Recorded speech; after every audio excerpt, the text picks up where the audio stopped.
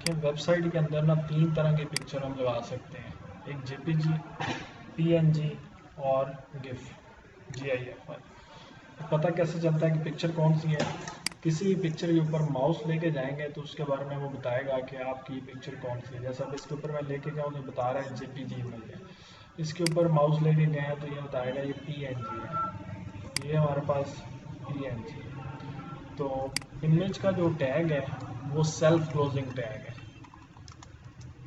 ये समझ आ गई? ये इमेज का टैग है। इसके अंदर एक एट्रीब्यूट है SRC जो कि मोस्ट इम्पॉर्टेंट है, अगर ये नहीं डालेंगे तो पिक्चर नहीं होगी है। अब सोर्स के अंदर जो वैल्यू देनी है वो पिक्चर का नाम देना है आपको, समझ आ? सोर्स एट्रीब्यूट है और ये वो पिक्चर का नाम है जिसको हमने शो करवाना है वेबसाइट में। अब इसको मैं क्लिक करूँगा, ये उसने वो पिक्चर ऐड कर दी। ये पिक्चर यानी कि logo.png थी, ये फाइल थी, ये उसने यानी कि वेबसाइट में ऐड की है। इसी तरह डेस्टिनेशन सेम जगह पे ही है जिधर हमारी HTML पड़ी है। अगर आपकी डेस्टिनेशन किसी और जगह पे है तो प्रॉपर आपने कंप्लीट उसका एड्रेस बताना है कि डी ड्राइव में है, फिर आगे ये फोल्डर है, फिर उसके अंदर ही पड़ी है। हाँ जी, सोर्स के अंदर।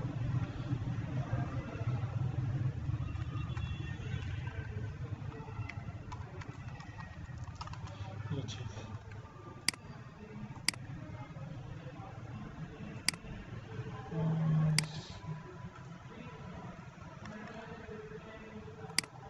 इसने क्यों शो किया?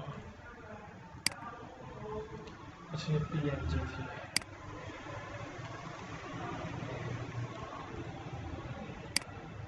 ये छोटी सी एक पिक्चर ऐड हुई है,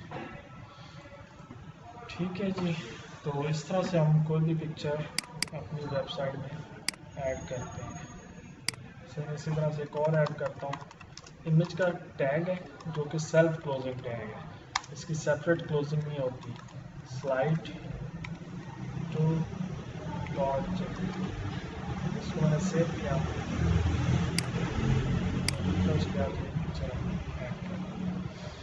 इस तरह से हम कोई भी पिक्चर ऐड करते हैं। पिक्चर के अब मज़ीद एट्रीब्यूट्स हैं, एक है विड्थ 1200, खाली 1200 लिखा है मैंने, साइज लिखा है तो उसका साइज़ थोड़ा बड़ा हुआ है। अगर ये मैं 1600 करता हूँ तो इसका साइज 1600 हो जाएगा। देखें, जब हम साइज इसका कंट्रोल कर रहे होते हैं तो हम हाइट नहीं डालते, अगर हम विड्थ डाल रहे हैं। अगर हम हाइट डालेंगे तो विड्थ नहीं डालेंगे। एक चीज़ आपने मेंशन करनी है। अब मैं हाइट से करके दिखाता हूँ। हाइट इसकी मैं 200 रखता हूँ, इसकी हाइट के मुताबिक पिक्चर की विड्थ हुई है ऑटोमेटिकली। अगर मैं हाइट को रखता हूँ 600 तो ये आपको 600 के मुताबिक उसकी विड्थ हुई है। 400 रखें तो ये 400 के मुताबिक विड्थ आप डाल सकते हैं। जैसे कि मैं विड्थ इसकी 1800 रख देता हूँ और हाइट इसकी मैं 200 रख देता हूँ।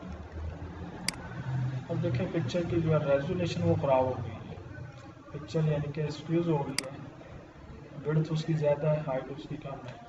तो जब हम एक चीज़ डालते हैं तो उसकी दूसरी चीज़ ऑटो सेट होती है, आपको दूसरी चीज़ में सेटिंग नहीं करनी पड़ती। तो लिहाजा विड्थ से चीज़ें को कंट्रोल करें, पिक्चर का साइज वगैरह, हाइट से नहीं।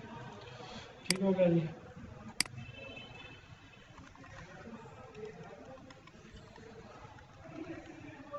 इस तरह से उसके बाद होता है आर्ट। आर्ट का मतलब है अल्टरनेट।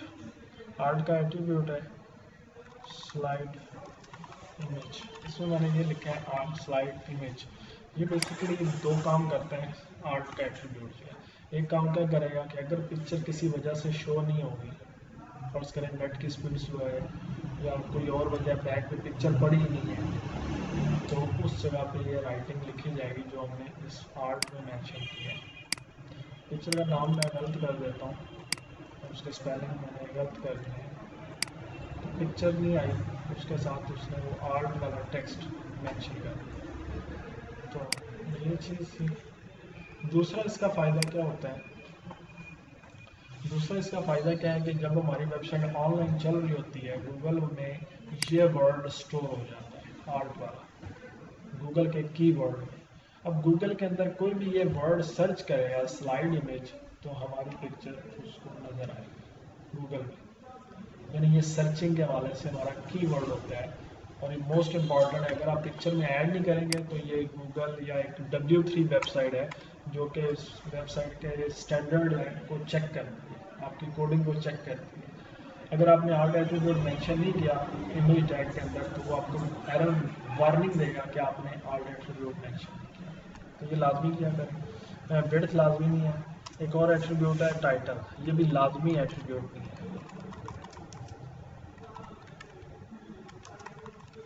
इसमें मैंने ये लिखा है दिस इज स्लाइड इमेज। इसको रिफ्रेश करेंगे, जब माउस इसके ऊपर आएगा तो राइटिंग आपकी शो होगी जो भी आपने टाइटल में डाली है। माउस पिक्चर के ऊपर आएगा तब वो शो होता है। तो ये आपकी पिक्चर के एट्रीब्यूट थे और पिक्चर का टैग था। क्लियर हो गया। नेक्स्ट है लिंक।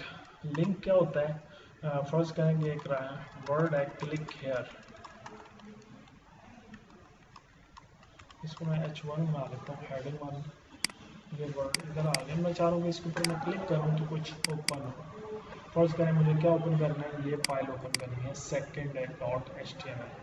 तो सेकंड .html का पहले आपको प्रॉपर नाम पता हो, अगर पिक्चर ओपन करनी है पिक्चर का नाम पता हो, और अगर कोई फाइल ओपन करनी है तो फाइल का नाम। लिंक बनाने के लिए ए टैग यूज़ होता है, ये मैंने भी यहाँ पे मेंशन किया, और ये इधर क्लोज होता है, यानी कि इसकी सेपरेट क्लोजिंग है। ये ए ऑन किया और ये ए क्लोज हो गया। ए से एंकर, एंकर टैग इसको बोलते हैं।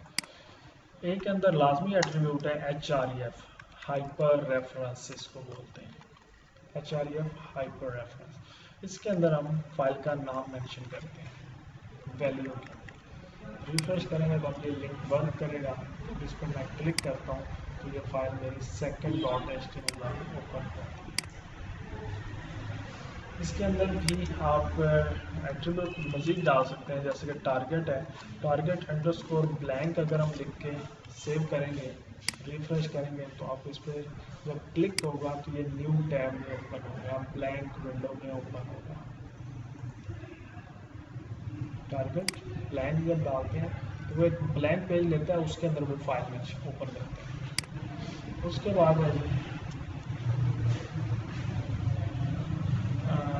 टारगेट ब्लैंक हो गया। टाइटल,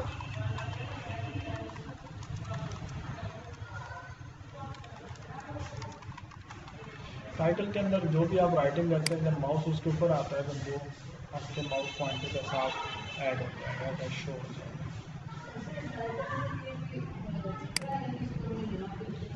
नहीं, वो आगे पीछे कहीं भी कर सकते हैं।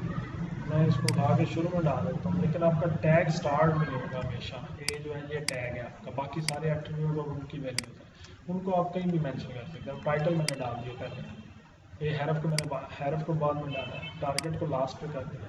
तो इस तरह इन चीज़ों को आगे पीछे मूव कर सकते हैं, कोई इशू नहीं है, लेकिन आपका टैग जो है वो हमेशा स्टार्ट में होगा। अच्छा जी, पिक्चर के ऊपर इसी तरह से ये जैसे ये लोगों का इमेज है, ये ऊपर नज़र आ रहा है आपको, मैं चाह रहा हूँ इसके ऊपर लिंक लगा दूँ। तो इसके स्टार्ट में ए हैरफ और लोगो .png ये चीज़ ओपन कर लूँगा, और ये एक क्लोज हो गया। इसको सेव किया, रिफ्रेश किया, तो ये अब लिंक बन गया है। जब माउस आता है तो हैंड का साइन आपको नज़र आता है, जब इस पर क्लिक करते हैं तो ये फाइल ओपन हो रही है, और ये उसी जगह पे ओपन हो रही है जिस जगह पे हमारी ओरिजिनल फाइल है। अगर इसको आपने सेपरेट ओपन करना है तो इसके टारगेट में, यानी कि यहाँ पे मैं टारगेट मेंशन करता हूँ, target is equal to blank.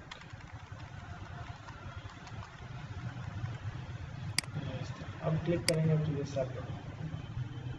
इसी तरह एक और लिंक बनाते हैं H1 google.com। अब इस ये google.com है, इसके ऊपर क्लिक करेंगे तो गूगल की साइट ओपन होनी चाहिए। तो इसका भी लिंक आप बना सकते हैं। राइटिंग से पहले ये हैरफ और इसके अंदर आप साइट का एड्रेस HTTP के साथ मेंशन करते हैं और कंप्लीट एड्रेस लिखते हैं और फिर ये यहाँ पे हमें एक और क्लोज किया। जब इसको क्लिक करेंगे तो गूगल की साइट ओपन होना शुरू हो जाएगी। ठीक है जी, तो ये लिंक था। क्लियर?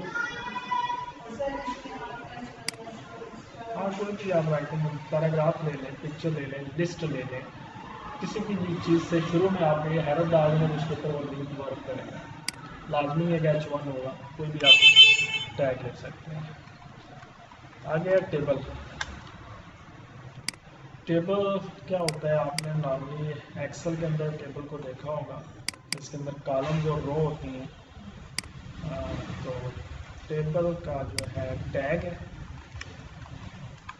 और सेपरेट इसकी क्लोजिंग होती है। इसके हम बॉर्डर शो करवा सकते हैं जितना भी आपने करवाना है, जैसे कि 1। इसकी विड्थ अपनी मर्जी से सेट कर सकते हैं 500। ये टेबल का टैग ऑन किया, इसके अंदर TR का टैग है। TR मतलब टेबल रो। तो टेबल रो के बाद आप TH को मेंशन करते हैं, सीरियल नंबर TH। TH का मतलब है टेबल हेडिंग। फिर ये TH स्टूडेंट नेम, TH दोबारा से TH,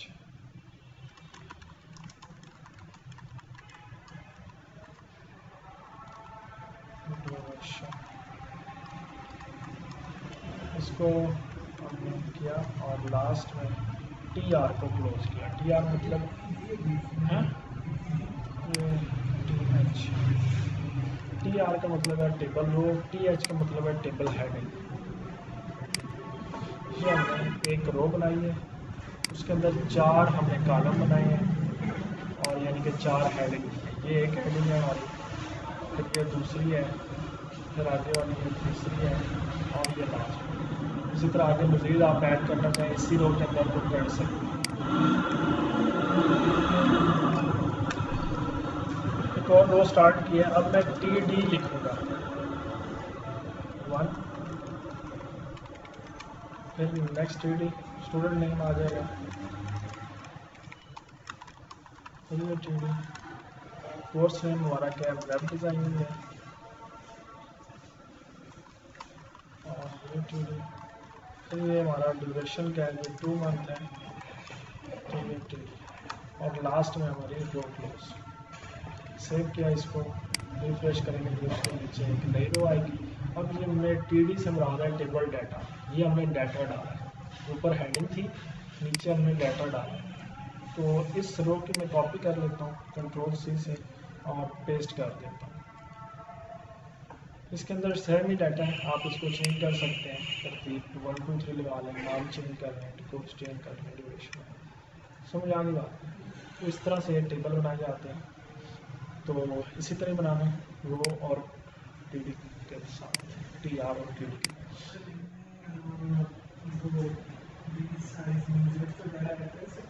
हाँ, ये टेबल की विड्थ 500 हमने ऐड किया तो उसने उसके मुताबिक ही एडजस्ट किया। आप इसको 1200 कर दें, अभी मैं ख़त्म करता हूँ तो इसलिए उसके मुताबिक विड्थ ख़त्म कर दिया है, कंटेंट के मुताबिक अब उसने विड्थ सेट की है। लेकिन आप विड्थ और हाइट मेंशन कर सकते हैं टेबल के अंदर। इसके अंदर एक और चीज़ मेंशन करता हूँ, सेल पैडिंग। सेल पैडिंग 20 डाली है। तो अब सेल पैडिंग क्या चीज़ है, अभी देखिएगा जैसे मैं रिफ्रेश करूँगा तो कंटेंट जो है बॉर्डर से हट जाएगा। जैसे वेब डिज़ाइन बिल्कुल साथ था पहले, ये नाम बिल्कुल साथ था, ऊपर बिल्कुल साथ लगा हुआ था। दोबारा से इसको मैं 0 करके दिखाता हूँ आपको, ये देखें बिल्कुल बॉर्डर के साथ राइटिंग है। लेकिन जैसे ही आप यहाँ पे वैल्यू देते हैं उसको सेल पैडिंग को, तो वो सेल जो होता है वो बॉर्डर से अपने कंटेंट को हटा लेता है। ये कंटेंट है और ये एक सेल है, ये इसका फासला ऊपर से आ रहा है 20 पिक्सल, इस साइड से ये 20 पिक्सल आ रहा है, नीचे से 20 पिक्सल आ रहा है, इधर से 20 पिक्सल आ रहा है, यानी चारों तरफ से उसने 20 पिक्सल यानी कि पैडिंग अप्लाई की। सही है। इसी तरह सेल स्पेसिंग है, सेल स्पेसिंग क्या होता है कि सेल्स के दरमियान फासला, इस सेल का और इस सेल के दरमियान ये स्पेस आ गई, ये स्पेस आ गई, ठीक हो गया जी।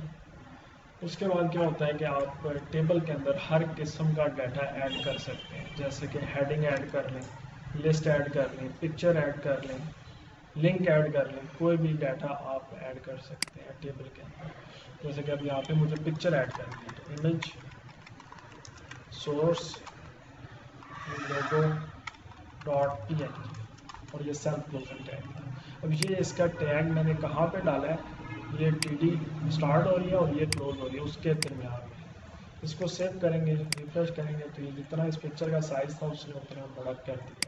इसका साइज़ यहाँ पे मैं कंट्रोल कर लेता हूँ 100, इसका साइज़ रख लेते हैं। अभी उसने लोगो पिक्चर का साइज़ है वो 100 कर दिया।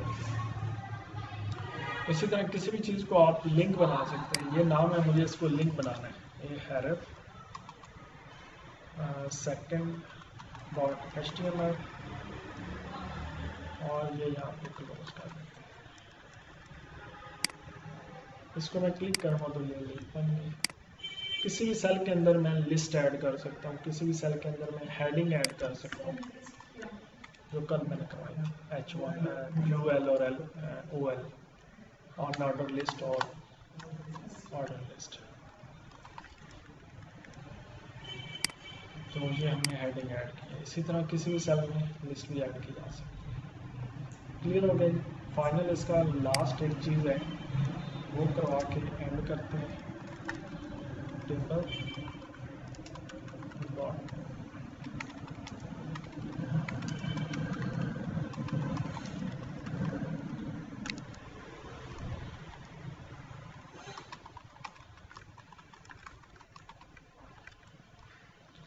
tr td 1 td 2 3 td 4 td 5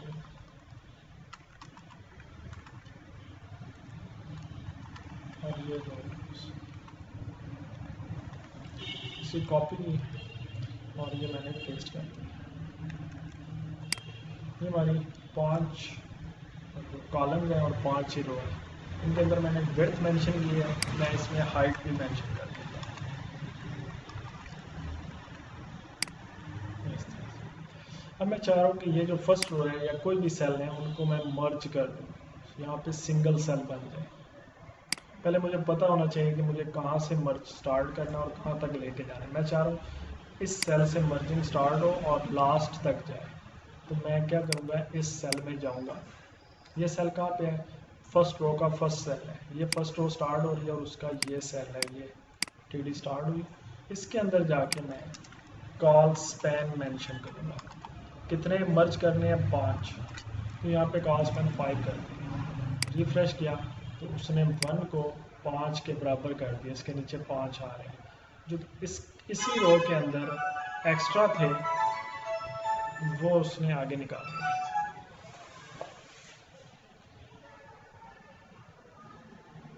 मर्ज करके हमने फर्स्ट सेल को 5 सेल के बराबर किया, तो उसकी विड्थ 5 सेल के बराबर होगी, लेकिन उसी रो के अंदर ये सेल अब एक्स्ट्रा हो गए नीचे। अब क्या करना है कि जो बाकी सेल है उनको डिलीट कर देते हैं, क्योंकि हमारा पहला ही 5 के बराबर है, अब ये 1 के बराबर है। अब ऊपर से नीचे भी जाना मुझे मर्ज करना है, तो मैं इस सेल के अंदर जाऊंगा, सेकंड रो के अंदर, इसके अंदर रो स्पैन कितने मर्ज करने हैं, 5 है ये भी, तो यहाँ पे 5 ही है, ये 5 का। यहाँ वाला जो सेल था वो नीचे की जाना पाया, जो इधर पहले था वो आगे पुश हो गया, यहाँ पे जो था वो भी आगे पुश हो गया, इधर वाला आगे। तो ये आगे जो है एक एक इजाफी हो गए हैं, इनको हमें डिलीट करना पड़ेगा। मैं इनको 1 बाय 1 डिलीट कर देता हूँ।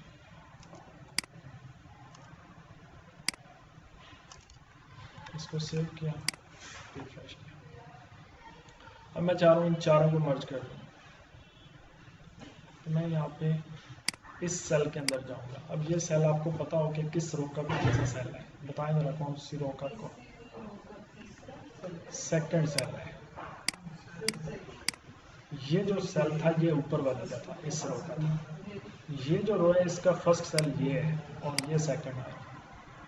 तो हमने थर्ड रो, ये हमारी फर्स्ट रो थी, ये सेकंड रो और ये हमारी थर्ड है। इसका ये सेकंड सेल है, इसके अंदर ही मैं कॉल स्पैन 2 करूँगा और इसी के अंदर ही का रो स्पैन भी 2 करूँगा। इसको सेव किया और रिफ्रेश किया तो ये हमारा मर्ज हो गया। लेकिन जो यहाँ पे सेल था वो आगे गया है, लिहाजा ये हमें डिलीट करना पड़ेगा। नीचे वाली रो के 2 डिलीट करना पड़ेगा। तो ये हम इसको एक को डिलीट करते हैं और नीचे वाली रो के 2 डिलीट करते हैं। इसको सेव किया, रिफ्रेश किया तो ये हमारा मर्ज हो गया। तो ये आज का लेसन